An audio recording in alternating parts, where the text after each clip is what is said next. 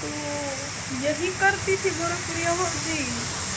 दोस्तों, गोरखपुरिया भौजी ने माँ बेटी का रिश्ता भी बदनाम कर दिया, और इसीलिए तो मैं सोच रही थी कि अगली बार सवाल आखिर गोरखपुरिया भौजी की इतनी तरफदारी क्यों करते हैं।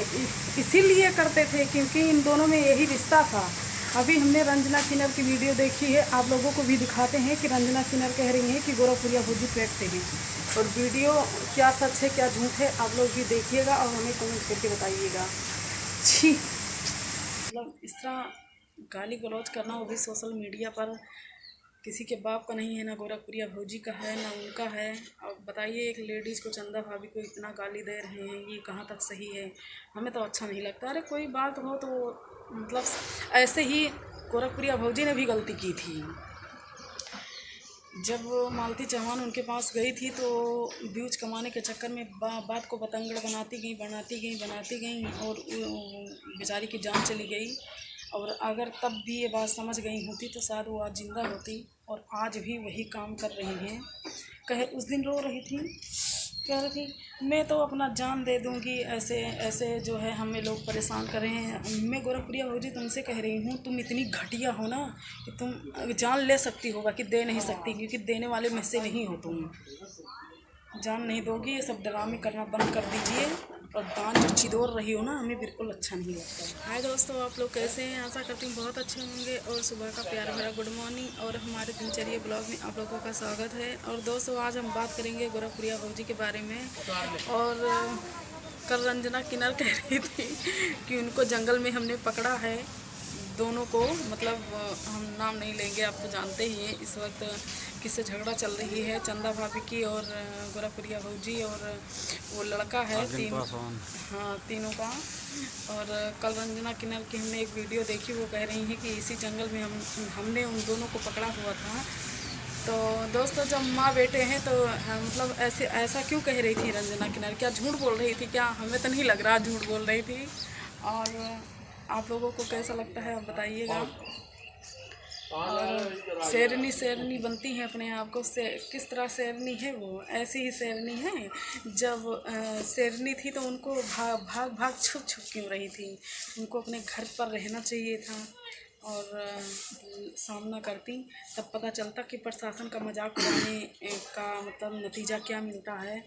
और हमें लग रहा है वो अभी भी अंदर जाएंगी। चंदा भाभी से हम तो हाथ जोड़ कर रिक्वेस्ट कर रहे हैं, चंदा भाभी आप कुछ इन लोगों के मुँह ही मत लगिए, लड़ाई झगड़ा मत करिए। आप भी वही काम करिए ना, इन दोनों के खिलाफ कोई कार्रवाई करिए कि मतलब इतनी गंदी गंदी हमको गाली क्यों दे रही हैं। कहीं देखा था? उनको सबूत दिखाएं। आप कुछ कार्रवाई करेंगी तभी सुधरेंगे, क्योंकि ये ऐसे भड़ गए हैं ना उनके कि वो सुधर नहीं सकते कभी। क्योंकि जब गोरखपुरिया भौजी नहीं सुधरी, इतना कुछ हो गया, औरत होकर उनको छुप कर रहना पड़ा, मतलब ससुराल में इस तरह हरकत की है, तो जब वो नहीं सुधरी तो और कौन सुधरेगा? उन्हीं के तो चेला चपाटी है ये भी, वो भी नहीं सुधरेंगे। तो चंदा भाभी आप कुछ बढ़िया कार्रवाई करिए जिससे ये दोनों सुधर जाएं, क्योंकि बहुत ही ज़्यादा अत्य कर दिए हैं। इतना बेहुदगी से बात करते हैं कि हम वीडियो देखते हैं तो हमें बहुत ज़्यादा बुरा लगता है। पैसे तो हर कोई कमा लेगा, जो है कि रोड पे चलते हुए भिखारी भी पेट अपना जिया लेते हैं कमा कर, जैसे तैसे भीख ही मांग कर।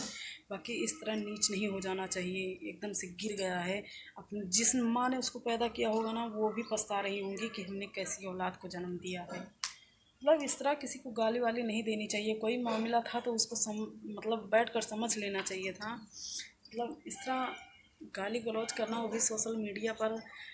किसी के बाप का नहीं है, ना गोरखपुरिया भौजी का है ना उनका है।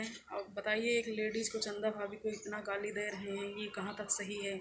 हमें तो अच्छा नहीं लगता। अरे कोई बात हो तो मतलब ऐसे ही गोरखपुरिया भौजी ने भी गलती की थी।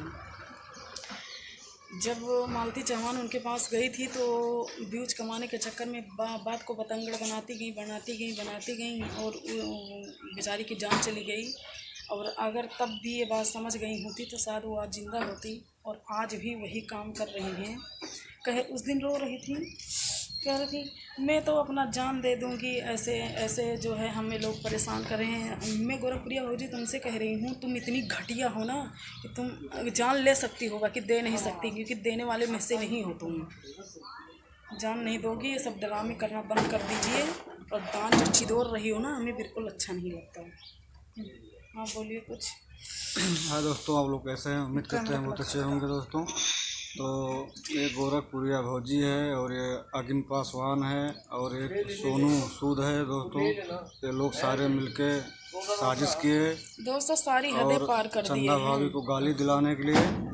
और चंदा भाभी तो फिलहाल ऐसी नहीं थी, वो गाली ज़्यादा नहीं देती है। कोई ब्लॉग में कोई कुछ बोल दिया होगा दोस्तों जब इंसान इतनी बुरी बुरी गाली देगा इतना तो कुछ तो बात निकलेगा ही, लेकिन इतनी गाली वो नहीं दी है जितना वो नीचे गिर गए हैं। और ये इनको सबको कम से कम कार्रवाई करती चंदा भाभी और ये लोग जेल जाते तब सही था।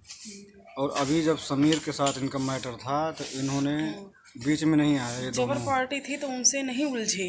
बाकी जब चंदा समझ भाभी रहे को थे थोड़ा ना कि देख रहे हैं ना, तो इसलिए उनको परेशान कर रहे हैं, जो कि सोशल मीडिया पर किसी को अच्छा नहीं लगता।